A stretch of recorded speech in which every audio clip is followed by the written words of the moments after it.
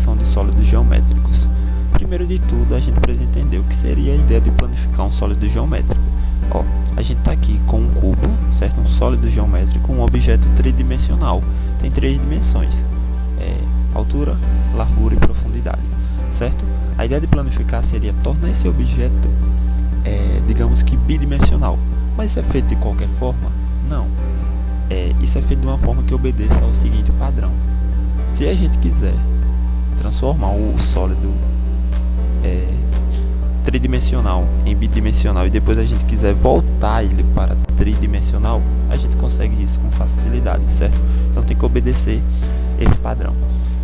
Vamos ver como que é isso na prática.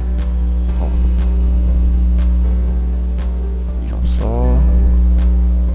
Então a gente tem um cubo, novamente um objeto de 3 dimensões. Estamos planificando ele. A gente sabe que todo sólido geométrico é composto por objetos, por figuras bidimensionais, figuras planas, né?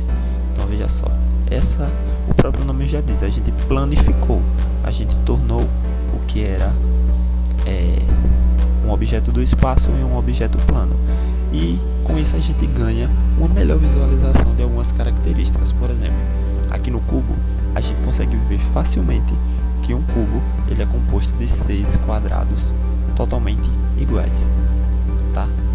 Então vejam só, a gente tem aqui 6 quadrados, a gente tem a visualização de como que seria, né, um cubo ser transformado em um objeto de 2 dimensões.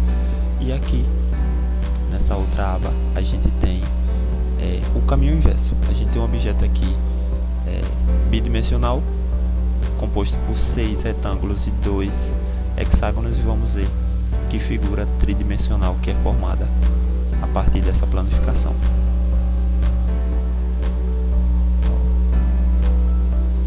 Vamos esperar. Note que é formado claramente, claramente é formado um prisma de base hexagonal. E com essa planificação a gente consegue ver o seguinte, são 6 retângulos, certo? Note que se essa base aqui tivesse 5 lados, então a gente teria 5 retângulos. Se tivesse 3 lados, teríamos 3 retângulos. Ou seja, se tivesse 5 lados, a gente teria um prisma de base pentagonal. E, por exemplo, se fosse um triângulo, a gente teria um prisma de base triangular. A planificação nos permite visualizar isso com maior facilidade. Quando falamos em planificação de sólidos, veja como se fosse um mapa desses sólidos, só que em 2D. Aqui em verde temos o icosaedro. O icosaedro, em sua composição, ao todo tem 20 faces. E cada face dessa são triângulos equiláteros. Veja que sua planificação parece um quebra-cabeça de triângulos se conectando. Cada triângulo desse deve se encaixar perfeitamente para formar a estrutura esférica do icosaedro. O icosaedro também tem um número de vértices 12 e um número de arestas 30. Agora veremos a planificação de uma pirâmide.